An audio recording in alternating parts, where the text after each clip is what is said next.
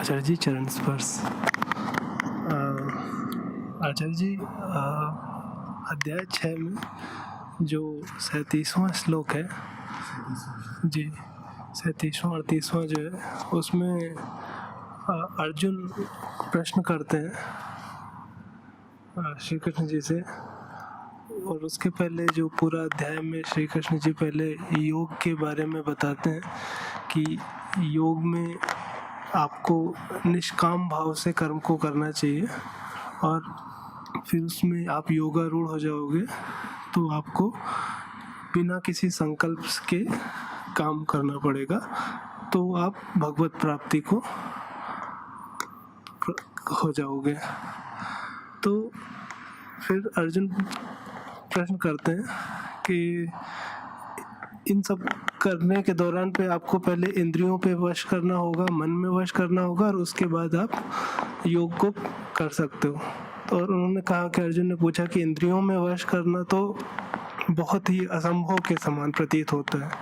तो उन्होंने कहा कि कृष्ण जी ने कहा कि अभ्यास करते करते हो सकता है।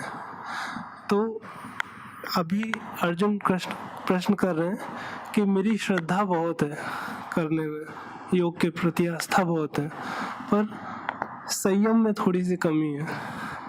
तो क्या मुझे भगवत प्राप्ति का मार्ग हो पाएगा? तो यही मेरे मन में भी बहुत हमेशा से ही आता रहे, तो आपसे थोड़ा सा मार्गदर्शन चाहूँगा। तो उत्तर तो साफ साफ कृष्ण ने ही दे दिया है ना। जब अर्जुन कहते हैं कि योग में श्रद्धा तो है पर संयम नहीं है, तो ऐसों के बारे में क्या कहते हैं कृष्ण?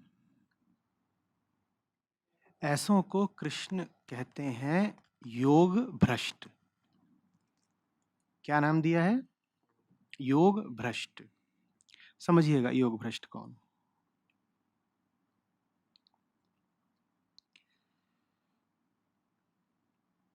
योग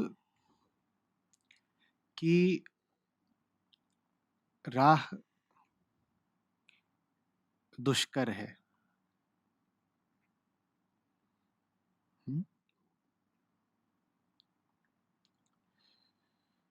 जब आगे बढ़ते हो तो चुनौतियां आती हैं, कष्ट आते हैं, पर आगे तुम बढ़ ही क्यों रहे हो? आगे बढ़ इसलिए रहे हो क्योंकि जिस बिंदु पर तुम पहले थे ठहरे हुए, वहां अतिशय कष्ट था। अधिकांश लोग उस कष्ट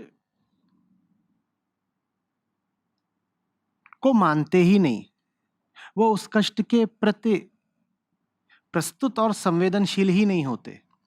उन्हें यही लग रहा होता है कि वो तो सुख में है। योग की राह पकड़ता ही वही है जो साफ देख ले कि उसकी वर्तमान स्थिति बड़े दुख की है, बड़ा वियोग है। वियोग होगा तभी तो योग की तरफ बढ़ोगे ना। तो वियोग के कारण ही तुम योग की राह में आने वाली सब चुनौतियां स्वीकार कर ले जाते हो। तुम कहते हो ठीक है, यहां दिक्कत आ रही है, इस रास्ते पर दिक्कत आ रही है सामने, लेकिन ये जो रास्ते की दिक्कत है ये उस दिक्कत से तो छोटी ही है जो हमारे सामान्य साधारण जीवन में हम रोज प्रतिपल ही झेल रहे थे।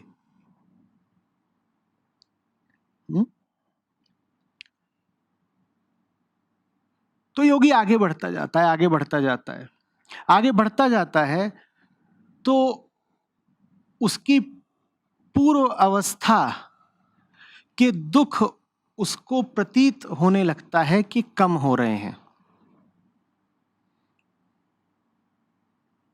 उसको दिखाई देने लगता है कि उसके बंधन शिथिल पड़ रहे हैं।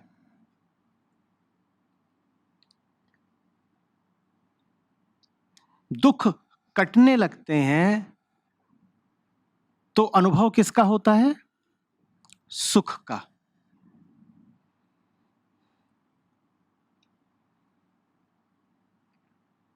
ये योग का समझ लो अंतरिम फल है, राह का फल है। ये फल मंजिल आने से पहले ही, गंतव्य से पूर्व ही मिल जाता है। तुम चले हो हिमालय के शिखर की ओर, ये फल है जो तुम्हें राह में ही मिल गया।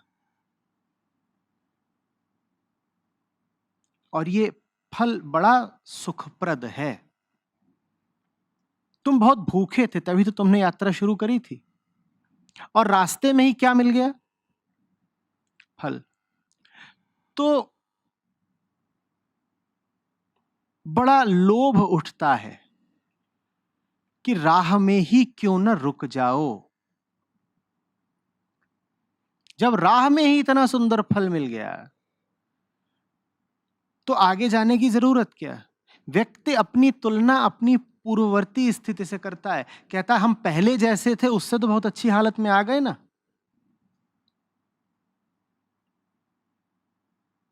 धन्यवाद है योग का, उसने हमें पहले से कितनी बेहतर स्थिति में पहुंचा दिया। किस योग की बात कर रहे हैं अभी यहां पर कृष्ण? निष्काम कर्म की, कर्म योग की बात कर रहे हैं। कृष्ण जब भी कहें योग तो समझ लेना अर्जुन से बलपूर्वक श्री कृष्ण कर्मयोग की ही संस्तुति करते हैं। तो पथिक को रास्ते में रुकने का बड़ा लालच मिलता है, जिसमें यह संयम नहीं कि इतने लालच के सम्मुख भी चलता चला जाए, रुके नहीं, उसको कहते हैं योग भ्रष्ट। निश्चित रूप से यह व्यक्ति ऐसा है जिसको बंधनों में रहना स्वीकार नहीं, तभी तो इसने यात्रा शुरू करी। नहीं तो जैसे अधिकांश लोग अपने बंधनों के साथ भी एक समायोजित जीवन बिताते रहते हैं, हंस लेते हैं, मुस्कुराते रहते हैं, वैसे ये व्यक्ति भी अपना बंधनों में पड़ा रहता। ये वैसा तो नहीं है, इसे बंधन तो नहीं स्वीकार, इसने मुक्ति की ओर योग की तरफ यात्रा तो शुरू करी है। लेकिन ये इतना धीरज नहीं धर पाया कि सीधे शिखर पर ही जाकर रुके। इसे राह के प्रलोभनों ने लुभा लिया। यह कहलाता है योग भ्रष्ट।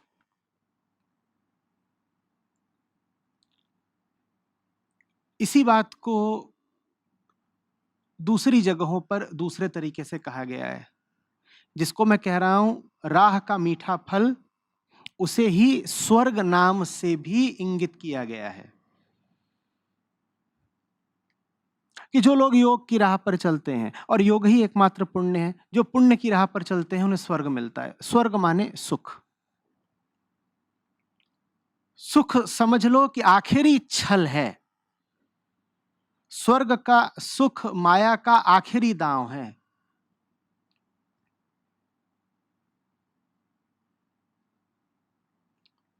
श्री कृष्ण कहते हैं कि जो निष्काम कर्म करते हैं अर्जुन, उन्हें सीधे मेरी प्राप्ति होती है, और जो सकाम कर्म, सकाम भक्ति करते हैं, उन्हें भी अपने इष्ट देवी देवताओं द्वारा प्रदत्त फल की प्राप्ति तो हो ही जाती है। कुछ तो उन्हें मिला ही, पर उन्हें शिखर नहीं मिला। उन्हें वो जो ऊंची से ऊंची और आखिरी वस्तु मिल सकती थी वो नहीं मिली। वो स्वर्ग पर ही अटक गए। उन्हें देवी देवता मिल गए, स्वर्ग का सुख मिल गया, पर अंतिम विलय नहीं मिला। स्वर्ग में भी तुम तो मौजूद हो ना, तुम मिट नहीं पाए पूरे तरीके से। जो उत्कृष्टतम स्थिति है वो नहीं पाए, तुम वंचित रह गए, अंतिम आनंद से विमुख ही रह गए। स्वर्ग में भी तुम्हारा अस्तित्व तो बचा रह गया ना। हाँ, बड़ा सुखपूर्ण अस्तित्व है, पर अस्तित्व तो अभी है, तो आखिरी बंधन तो काट नहीं पाए, हस्ती तो तुम्हारी पूरी तरह मिटी नहीं। स्वर्ग का सुख भोगने के लालच में बचे ही रह गए तुम। राह का फल तुम्हें इतना लुभा गया कि तुम उस शिखर तक पहुंचे ही नहीं जहां तुम विलुप्त हो जाते, योग हो जाता जहां पर। ऐसे को कहते हैं योग भ्रष्ट। भ्रष्ट की स्थिति के बारे में क्या बताते हैं कृष्ण? कहते हैं वो खूब सुख भोगता है, खूब सुख भोगता है, सुखी सुख पाता है,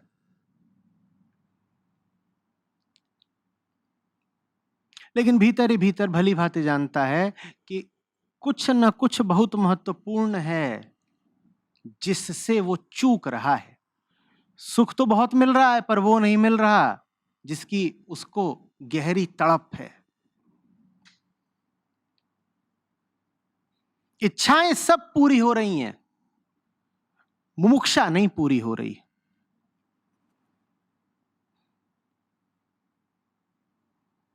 गतियां सब मिल रही हैं, परम गति नहीं मिल रही। और जब इस योग भ्रष्ट व्यक्ति को यह दिख जाता है कि ऊंचे से ऊंचा सुख भी अंतिम योग के आनंद के समतुल्य नहीं है, तब ये फिर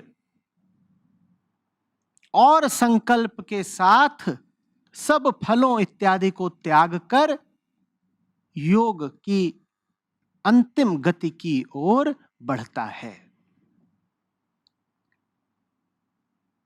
लेकिन समय गवा के, अवसर गवा के,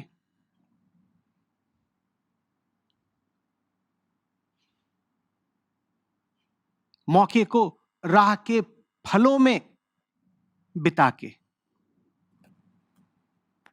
जैसे कोई पथिक चला हो, प्रेमवश कहीं पहुंचने के लिए, कोई है जो बहुत महत्वपूर्ण है, जिससे मिलना अति आवश्यक है, और वो रास्ते में अटक कहां गया? मीठे फलों के बाग में।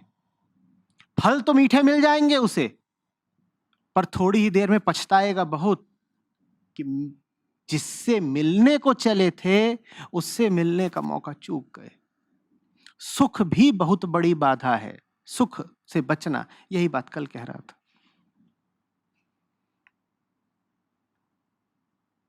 आ रही बात समझ में?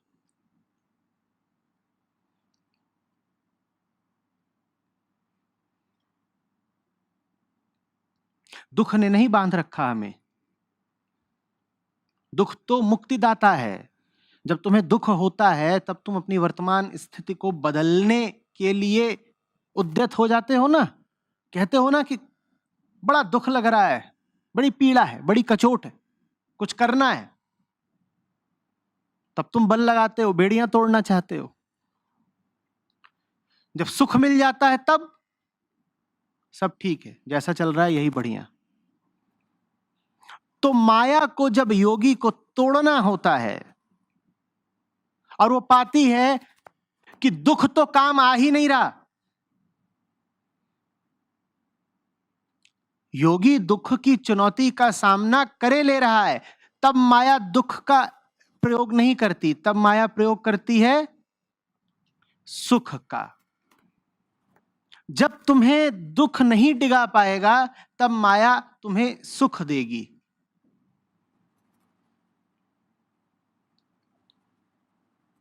सुख ज्यादा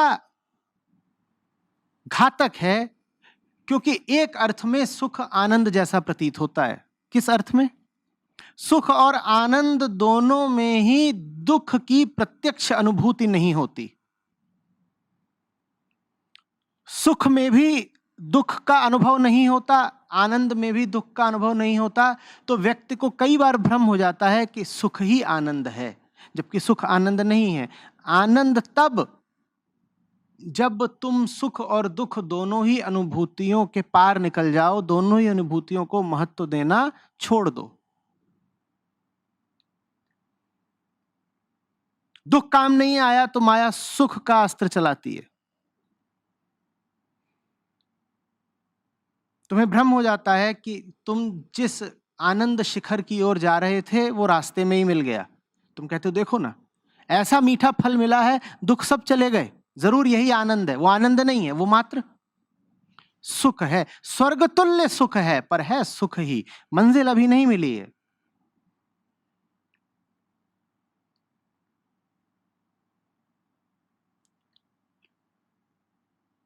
अंततः योग भ्रष्ट को योग की प्राप्ति हो जाती है, पर अंततः तो सभी को योग की प्राप्ति होनी है। अंत में तो कृष्ण ही खड़े हैं जैसे आदि में।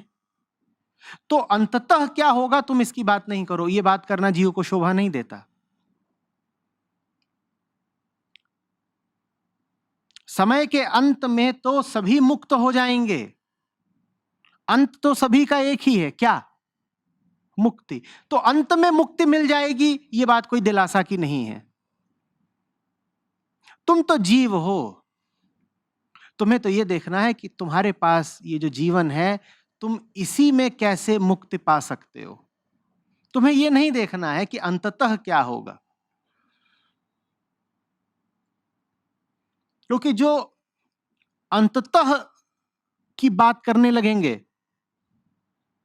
वो अपने वर्तमान कर्म से और कर्तव्य से मुंह चुराने लगेंगे। वो कहेंगे देखो जल्दी क्या है, आखिरकार तो सबको योगारूढ़ हो ही जाना है, नियति तो सबकी एक ही है ना, आखिरी क्या? मुक्ति। तो जल्दी क्या है?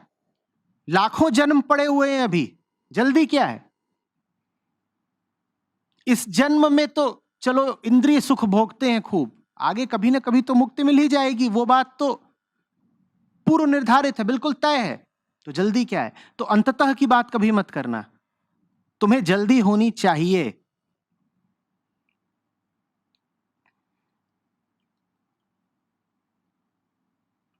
तुम्हें जल्दी होनी चाहिए, तुम्हारे पास समय सीमित है। मत भूलो तुम कौन हो, तुम जीव हो, तुम जीव भाव में जीते हो, इसलिए तुम जीव हो। आत्मा होके तो जी ही नहीं रहे ना तुम, आत्मा अमर होगी, जीव का समय तो सीमित है ना। तो तुम्हें समय की परवाह करनी है, तुम्हें समय फलों का रस लेते हुए नहीं बिता देना है। तुम्हें तो लगातार बिना रुके बिना डिगे शिखर की ओर ही बढ़ते जाना है। समय बहुत कीमती है।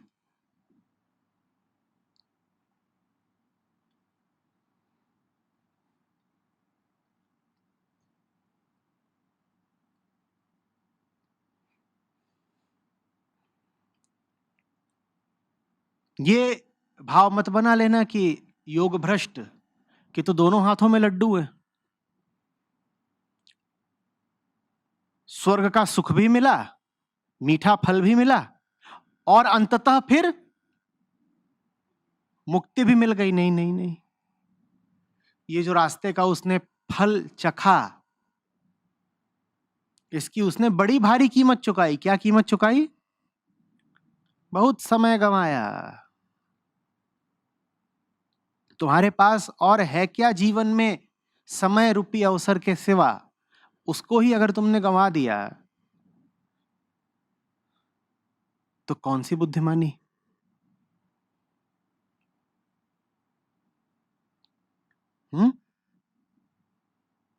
स्पष्ट है बात?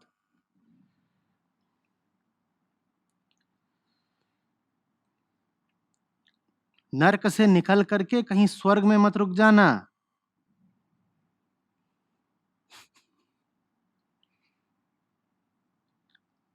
कहीं भी ठिकाना मत बना लेना।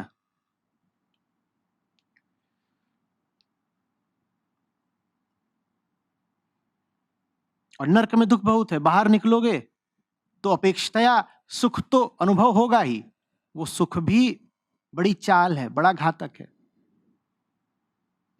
बचना है।